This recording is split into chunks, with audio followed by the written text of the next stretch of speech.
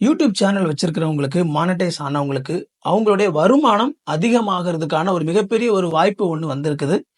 இது எந்த அளவுக்கு சக்சஸ்ஃபுல் ஆகும் அப்படிங்கிறது கொஞ்சம் கொஞ்சமா போக போக தான் தெரியும். யூடியூப்ல இருந்து மிக முக்கியமான ஒரு ஃபீச்சர் ஒண்ணு இன்ட்ரோடியூஸ் பண்ண போறாங்க. இது இந்த யூடியூப் சேனல் வச்சிருக்கவங்களுடைய வருமானத்த கொஞ்சம் அதிகமாக்கலாம். அது என்ன?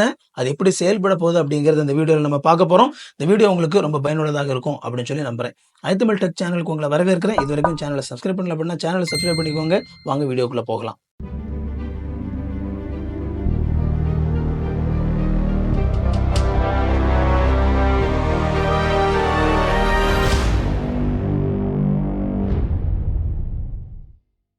ஒரு மானிட்டைசேஷன் ஆன யூடியூப் சேனலுக்கு இந்தியாவை பொறுத்த வரைக்கும் மிக அதிகமான வருமானம் அப்படிங்கிறது இந்த அட்வர்டைஸ்மெண்ட் மூலமா தான் வருது.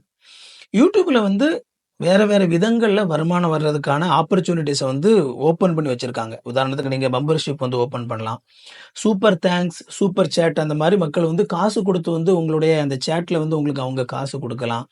உங்களுடைய ஸ்டோர்ல போய் அவங்க வாங்கலாம். இந்த மாதிரி நிறைய ஆப்ஷன்ஸ் யூடியூப்ல இருக்குது. ஆனா இந்தியாவை பொறுத்த வரைக்கும் எனக்கு தெரிஞ்சு நமக்கு அதிகமா வரக்கூடிய வருமானம் அப்படிங்கிறது பார்த்தீங்க அப்படின்னா, அட்வர்டைஸ்மெண்ட் மூலமா வரக்கூடிய வருமானம் தான். 1, 2 சேனல்ல இந்த மாரி எக்செப்ஷன்ஸ் இருக்கலாம். ஆனா பெரும்பாலும் பார்த்தீங்க அப்படின்னா, சாதாரணமா மக்கள் யூடியூப் இதுல போய் அதாவது சூப்பர் சேட்ல போயோ, அல்லது சூப்பர் தேங்க்ஸ்ல போயோ, யாரும் நமக்கு காசெல்லாம் அதிகமா குடுக்கறதில்ல. அதே மாரி மெம்பர்ஷிப்லயும் பார்த்தீங்க அப்படின்னா, நெறைய பேர்லாம் அதிகமா இணையறதில்ல. ஸோ அதிகமான வருமானம் பெரும்பாலான யூடியூபர்ஸ்க்கு பார்த்தீங்க அப்படின்னா, எதுலேருந்து வருது அப்படின்னா, இந்த அட்வர்டைஸ்மெண்ட் மூலமா வரக்கூடியது தான் பெரும்பாலான வருமானம். இப்ப யூடியூப் என்ன பண்ணியிருக்காங்க அப்படின்னா, உங்களுடைய இந்த யூடியூப் வீடியோல நீங்க 3 இடங்கள்ல ஆக்சுவலா இதுல அட்வர்டைஸ்மெண்ட் ஓடும். ஒண்ணு உங்களுடைய வீடியோ ஆரம்பிக்கிறதுக்கு முன்னாடி ஓடும். அது ப்ரீ ரோல் அப்படின்னு சொல்லுவாங்க. அதே மாதிரி யூடியூப்ல வீடியோ முடிஞ்சதுக்கு அப்புறமா அட்வர்டைஸ்மெண்ட் ஓடும். அதை இந்த எண்ட் ரோல் அப்படின்னு சொல்லுவாங்க. இதுல மிட் ரோல் அப்படின்னு சொல்லி ஒரு ஆட் செக்மெண்ட் இருக்குது. இந்த மிட் ரோல் அப்படிங்கிறது என்ன அப்படின்னா, உங்களுடைய வீடியோ 7 நிமிஷத்துக்கும் அதிகமான வீடியோவா இருந்துச்சு அப்படின்னா யூடியூப்ல நடுவுல அட்வர்டைஸ்மெண்ட் போடுவாங்க. 7 நிமிஷத்துக்கும் குறைய நீங்க வீடியோ போட்டிருந்தீங்க அப்படின்னா யூடியூப்ல உங்களுடைய வீடியோக்கு நடுவுல அட்வர்டைஸ்மெண்ட் போடவே மாட்டாங்க. ரூலே அதுதான். ஸோ 7 நிமிஷத்துக்கும் அதிகமா உங்களுடைய வீடியோ இருக்கணும். அப்படி இருந்துச்சு அப்படின்னா அந்த யூடியூப்ல வீடியோ போடிட்டு இருக்கும் போதே நடுவுல உங்களுக்கு அட்வர்டைஸ்மெண்ட் வரும். இந்த மிட் ரோல் ஆட் இருக்கு இல்லையா, இதுல யூடியூப்ல ஒரு மிகப்பெரிய சேஞ்ச் கொண்டு வந்திருக்கிறாங்க. இதுல பாத்தீங்க அப்படின்னா ஒரு செட்டிங் கொண்டு வந்திருக்கிறாங்க. இந்த செட்டிங் டிஃபால்ட்டா ஆன்ல தான் இருக்கும். நம்ம போய் வேண்டாம் அப்படின்னா ஆஃப் பண்ணிக்கலாம். இந்த மிட்ரோல்ல பாத்தீங்க அப்படின்னா, அதுல நீங்க முன்னாடி மேனுவலா எங்கெங்க ஆட் போடணுமோ அது நீங்க குறிச்சு வச்சுக்கலாம். யூடியூபும் உள்ள எங்கெங்க ஆட் போடணுமோ அதை கண்டுபிடிக்கும். இப்போ இந்த ஜெமினி ஏஐ மூலமா இவங்க எந்தெந்த இடத்துல இந்த யூடியூப்ல அந்த பர்டிகுலர் வீடியோல ஆட் போடணும் அப்படிங்கறத நாங்க அனலைஸ் பண்ணி அதுல நாங்க எந்த இடத்துல அதிகமான என்கேஜ்மெண்ட் இருக்குதோ அந்த மாதிரி பார்த்து அதுல நாங்க அட்வர்டைஸ்மெண்ட் போட போறோம் அப்படிங்கிற மிக முக்கியமான ஒரு அறிவிப்பு கொடுத்திருக்காங்க. முன்னாடியே யூடியூப்ல இருந்து ஆட்டோமேட்டிக்கா மிட்ரோல் ஆட் போட்டுக்கிட்டு தான் இருந்தாங்க. பட் இதுல என்ன டிஃபரன்ஸ் அப்படின்னு சொல்லி பாத்தீங்க அப்படின்னா, ஒரு வீடியோ உங்களுக்கு ஓடிட்டு இருக்குது. அந்த வீடியோல எந்த இடத்துல ஆட் போடணும் அப்படிங்கிறத கண்டுபிடிக்கிறது அப்படிங்கிறது ஒரு பெரிய வேலை. ஏன்னா யூடியூப் அப்படிங்கிறது ஒரு 3 பார்ட்டிஸ் அவங்க ஹேண்டில் பண்ண வேண்டியது இருக்கு. ஒண்ணு பாத்தீங்க அப்படின்னா, வீடியோ போடுற ஆட்கள், கிரியேட்டர்ஸ். நாம என்ன செய்றோம் அப்படின்னா வீடியோ போடுறோம். அடுத்தது பாத்தீங்க அப்படின்னா வீடியோ பாக்குறது நீங்க. ஸோ நீங்க வீடியோ பாக்குறீங்க. ஆனா இந்த 2 பேர் தாண்டி யூடியூப் ஹேண்டில் பண்ண வேண்டிய இன்னொரு நபர்களும் இருக்கிறாங்க. அவங்க யார் அப்படின்னா அட்வர்டைசர்ஸ். அதாவது அவங்க தான் என்ன செய்றாங்க அப்படின்னா, அந்த யூடியூப்ல அட்வர்டைஸ்மெண்ட் போடுறதுக்கு யூடியூபுக்கு காசு கொடுக்குறாங்க. அப்போ இந்த யூடியூபுக்கு பாத்தீங்க அப்படின்னா, இந்த மாதிரி மும்முனையில இருந்து ஒரு தாக்குதல் அப்படிங்கிற மாதிரி இந்த யூடியூபுக்கு இந்த 3 சைடுல இருந்து பிரஷர் இருக்குது. இந்த 3ஐயும் அவங்க பேலன்ஸ் பண்ண வேண்டிய கட்டாயம் இருக்குது. ஒரு பக்கம் கிரியேட்டர்ஸ் அவங்க அவங்களுக்கு அதிகமா பணம் சம்பாதிக்கணும். அவங்களுக்கு அவங்க செய்யற வேலைக்கு எங்களுக்கு கொஞ்சம் அதிகமா பணம் கிடைச்சா நல்லா இருக்குமே அப்படிங்கிற ஒரு தேவை இருக்குது. இன்னொரு பக்கம் அட்வர்டைசர்ஸ் அவங்களுக்கு பாத்தீங்க அப்படின்னா, இந்த யூடியூப் ஆட் நாங்க போடுறோம். நாங்க காசு கொடுத்து எங்களோட அட்வர்டைஸ்மெண்ட் போடுறோம். ஆனா அந்த அட்வர்டைஸ்மெண்ட் கரெக்டான நேரத்துல பிளே ஆகணும். அது சரியான நேரத்துல மக்கள் எப்ப பாக்குறாங்களோ அந்த நேரத்துல அது கரெக்டா பிளே ஆனாதான் அவங்கள பொறுத்த வரைக்கும் அந்த அட்வர்டைஸ்மெண்ட் அவங்க போடுறதுல லாபம். யாருமே பார்க்காத நேரத்துல அல்லது போரிங்கா இருக்கிற நேரத்துல அது பிளே ஆச்சு அப்படின்னா மக்கள் அதை கண்டுக்கிட மாட்டாங்க. அதே மாதிரி இன்னொரு பக்கம் வியூவர்ஸ்.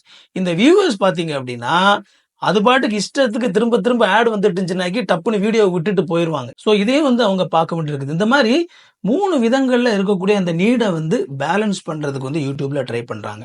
அந்த நிலையில தான் இப்போ இந்த யூடியூப்ல நாங்க வந்து ஒவ்வொரு வீடியோவையும் ஆர்டிஃபிஷியல் இன்டெலிஜென்ஸ் மூலமா நாங்க வந்து அதை அனலைஸ் பண்ணி எந்த இடத்துல வந்து என்கேஜ்மெண்ட் அதிகமா இருக்குதோ அந்த இடத்துல அதை பார்த்து நாங்க வந்து அட்வர்டைஸ்மெண்ட் போட போறோம் அப்படிங்கிற மிக முக்கியமான ஒரு அறிவிப்பு யூடியூப்ல இருந்து வெளியிட்டு இருக்கிறாங்க.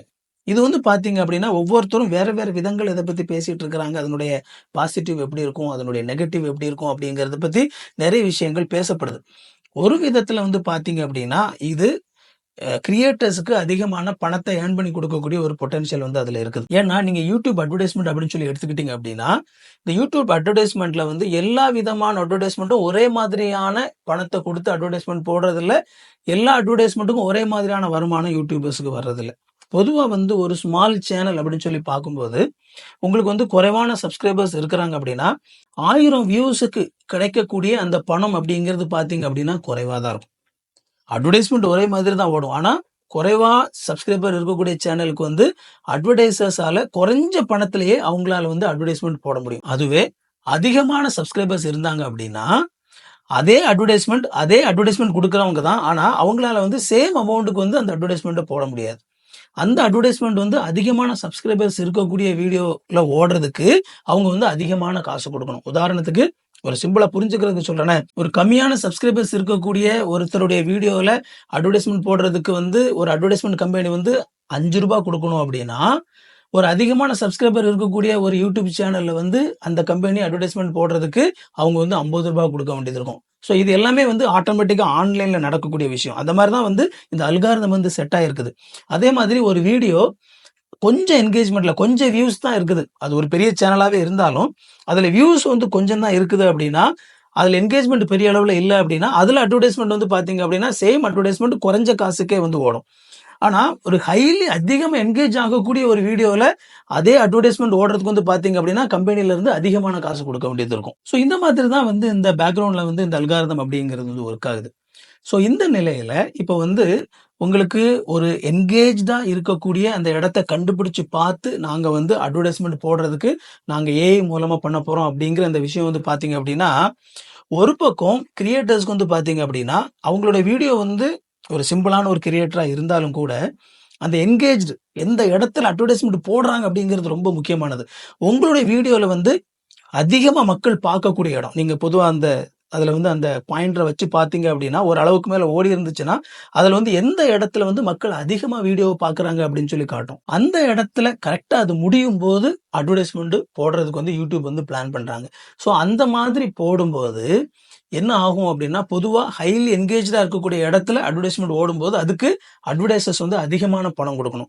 ஸோ அட்வர்டைசர்ஸ் வந்து அதிகமான பணம் அதுக்கு குடுக்கும்போது என்ன ஆகும் அப்படின்னா, ஆட்டோமேட்டிக்கா அந்த வீடியோ போட்டவங்களுக்கு அதிகமான வருமானம் வரும். ஸோ ஏதோ ஒரு விதத்துல வந்து கிரியேட்டர்ஸ்க்கு வருமானம் கிடைக்கிறத வந்து அதிகமாக்கணும் அப்படிங்கிறதுக்காக தான் இத பண்றாங்க. அதே நேரத்துல இதுல வந்து கிரியேட்டர்ஸ் ஹேப்பின்னு சொல்லி வச்சுக்கோங்களேன். அதே மாரி அட்வர்டைசர்ஸ் வந்து பார்த்தீங்க அப்படின்னா, அவங்களுக்கு வந்து எந்த நேரத்துல வியூவர்ஸ் வந்து அந்த வீடியோல அதிக என்கேஜ்டா இருக்கிறாங்களோ, அந்த நேரத்துல அவங்களோட அட்வர்டைஸ்மெண்ட் ஓடுறதுக்கு வந்து அவங்களும் ரொம்ப ஹேப்பி. ஏன்னா, அந்த நேரத்துல வந்து மக்கள் வந்து ரொம்ப கான்சன்ட்ரேட்டடா அந்த வீடியோவ பார்த்துட்டு இருப்பாங்க. அப்போ அவங்களோட கம்பெனி பத்தி ஒரு அட்வர்டைஸ்மெண்ட் அந்த இடத்துல வரும்போது, மக்கள் வந்து அவங்க இம்மீடியட்டா அத கவனிப்பாங்க. அதனால அவங்களுக்கும் ஓகே. பட் ஆனா இதுல ஒரு மிகப்பெரிய ஒரு சிக்கல் என்னன்னு சொல்லி பார்த்தீங்க அப்படின்னா, வியூவர்ஸ்.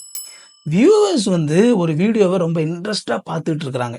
ரொம்ப இன்வால்வ்ட் ஆயி பார்த்துட்டு இருக்கிறாங்க அப்படின்னு சொல்லி வரும்பொழுது, கரெக்ட்டா அந்த நேரத்துல ஒரு அட்வர்டைஸ்மென்ட் உள்ள வருது அப்படின்னா, பல வியூவர்ஸ்க்கு வந்து அது எந்த அளவுக்கு அத வந்து அவங்க பாசிட்டிவா எடுத்துப்பாங்க அப்படிங்கிறது வந்து நமக்கு தெரியாது. ஒரு YouTubeல வந்து ஒரு வீடியோ பார்க்குறது அப்படிங்கிறது ஒரு எக்ஸ்பீரியன்ஸ் இல்லையா? ஒரு எக்ஸ்பீரியன்ஸ். அது வந்து ரொம்ப அப்படியே கொஞ்சம் கொஞ்சமா வந்து ஒரு வீடியோல வந்து ஒரு எமோஷன் அப்படியே பில்ட் அப் பண்ணி, அப்படியே ஸ்டெப் ஸ்டெப்பா அப்படியே கொண்டு வந்து, அப்படி அழகா வந்து அந்த ஃப்ளோ அப்படி போயிட்டு இருக்கும்போது, டம்முன்னு ஒரு இடத்துல போய் முட்டி டப்புன்னு ஒரு அட்வர்டைஸ்மென்ட் வர்றது அப்படிங்கிறது, அந்த எமோஷனல் ஃப்ளோவ வந்து தடுக்கக்கூடிய ஒரு மிகப்பெரிய விஷயமா இருக்கும்.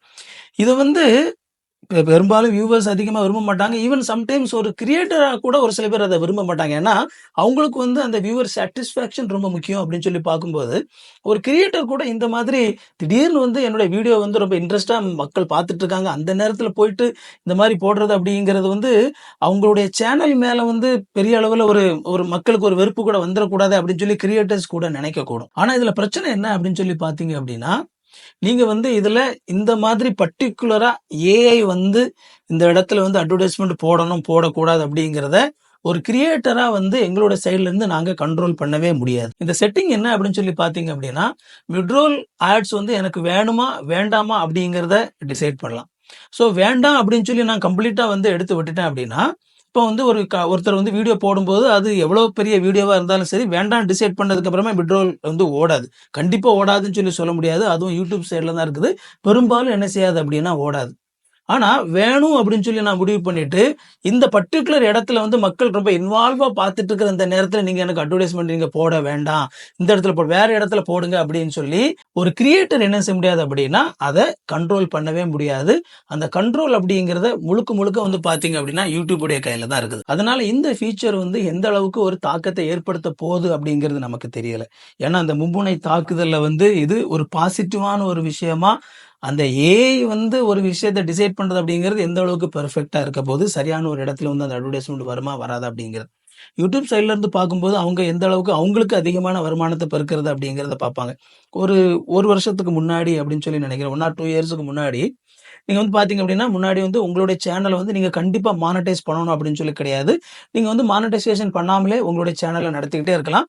அண்ட் இந்த மாரி மானடைசேஷன் பண்ணாம நடத்தும்போது, அட்வர்டைஸ்மென்ட் அப்படிங்கிறது என்னுடைய சேனல்ல ஓடவே கூடாது அப்படின்னு சொல்லி கூட ஒரு செட்டிங் வந்து முன்னாடி இருந்துச்சு. ஸோ ஒரு சில நபர்கள பொறுத்தவரைக்கும் அவங்க வந்து நான் பணத்துக்காக நடத்தலங்க. எனக்கு வந்து மக்களுடைய சாட்டிஸ்ஃபேக்ஷன் தான் முக்கியம். அவங்களுக்காக போடுறேன். அட்வர்டைஸ்மென்ட் வந்து நடுவுல வரவே கூடாது. ஆரம்பத்துல, நடுவுல, முடிவுல எப்பவுமே வரக்கூடாது அப்படின்னு சொல்லி உள்ள வந்து செட்டிங்க நம்ம ஆஃப் பண்ணி வைக்கலாம். ஆனா, YouTubeல என்ன பண்ணிட்டாங்க அப்படின்னா, அந்த செட்டிங் எல்லாமே எடுத்துட்டாங்க. ஸோ இப்போ கிரியேட்டர்ஸ் வந்து ஒரு வீடியோ போடும்போது, அவங்க வந்து அட்வர்டைஸ்மென்ட் போடக்கூடாது. என்னோட சேனல்ல அட்வர்டைஸ்மென்ட் வரக்கூடாது அப்படிங்கிற செட்டிங்கே YouTubeல பண்ண முடியாது. யார் வீடியோ போட்டாலும் கண்டிப்பா அட்வர்டைஸ்மென்ட் வந்தே தீரும். ஸோ அது வந்து ஒரு மேஜர் டாபிக்கா வந்து அப்போ பேசப்பட்ட ஒரு விஷயம். இப்போ வந்து இந்த ஏஐ மூலமா ஹைலி என்கேஜ்டா மக்கள் இருக்கக்கூடிய அந்த நேரத்த கண்டுபிடிச்சு நாங்க வீடியோ போட போறோம்னு சொல்லி வரக்கூடிய இந்த செட்டிங் வந்து எந்த அளவுக்கு தாக்கத்தை ஏற்படுத்த போகுது? அது YouTube கிரியேட்டர்ஸ்க்கு வந்து அதிகமான வருமானத்த இன்னும் அதிகமா கொண்டு வர போதா? அல்லது வந்து யூசர் சாட்டிஸ்ஃபேக்ஷன வந்து அது பாதிப்பு ஏற்படுத்தி, மொத்தத்துல வந்து YouTube எக்ஸ்பீரியன்ஸ் அப்படிங்கிறத அது கொஞ்சம் மட்டுப்படுத்த போதா? அப்படிங்கிறத நாம இது எப்படி செயல்பட போகுது? அப்படிங்கிறத பொறுத்திருந்து தான் நம்ம பார்க்கணும். எப்படி இருந்தாலும் இது வந்து பார்த்தீங்க அப்படின்னா, கிரியேட்டர்ஸுக்கு அது கொஞ்சம் வருமானத்த அதிகமா குடுக்கும் அப்படிங்கிறதுல எந்த விதமான மாற்றமும் இல்ல. அட்வர்டைசர்ஸ பொறுத்தவரைக்கும் அவங்களுக்கும் வந்து ஒரு நல்ல ஒரு ஹேப்பியான ஒரு எக்ஸ்பீரியன்ஸா தான் அது இருக்க போகுது. வியூவர்ஸ பொறுத்தவரைக்கும் ஏன்னா அவங்க எப்படி ரியாக்ட் பண்ண போறாங்க? அதுதான் ரொம்ப முக்கியமானது. ஸோ நீங்க இத கேட்டுட்டு இருக்கீங்க அப்படின்னா, இந்த மாரியான ஒரு சிச்சுவேஷன்ல அதாவது நீங்க ரொம்ப என்கேஜ்டா, ரொம்ப இன்வால்வ்டா இருக்கக்கூடிய அந்த நேரத்துல ஒரு அட்வர்டைஸ்மென்ட் வரும்போது, நீங்க வந்து எப்படி ஃபீல் பண்ணுவீங்க? அது கண்டிப்பா வந்து தான் ஆகணுமா? இல்ல வேற வழி இல்லங்க. நமக்கு வந்து YouTubeல அத ஃப்ரீயா பார்க்கணும் அப்படின்னா, அது வந்து அவங்க போட்டு தான் ஆகணும் அப்படின்னு சொல்லி, நீங்க என்ன நினைக்கிறீங்க? அப்படிங்கிறத நீங்க வந்து கமெண்ட்ல போடுங்க. இந்த வீடியோ வந்து ஒரு இன்ஃபர்மேட்டிவான வீடியோவா இருந்திருக்கும் அப்படின்னு சொல்லி நினைக்கிறேன். இந்த வீடியோ வந்து உங்களுடைய நண்பர்களுக்கோ, உறவினர்களுக்கோ பயனுள்ளதாக இருக்கும்னு நினைச்சீங்க அப்படின்னா, அவங்களுக்கு இந்த வீடியோவை ஷேர் பண்ணி விடுங்க. உங்களோட சந்தேகங்கள கமெண்ட்ல கேளுங்க. நான் உங்களுக்கு பதில் சொல்றேன். வீடியோவை லைக் பண்ணிக்கோங்க. சேனலை சப்ஸ்கிரைப் பண்ணிக்கோங்க. உங்களுக்கு நோட்டிஃபிகேஷன் நினைச்சீங்க அப்படின்னா பெல் பட்டனை கிளிக் பண்ணிக்கோங்க. இன்னொரு சூப்பரான வீடியோல சந்திப்போம் friends. Thank you. God bless you.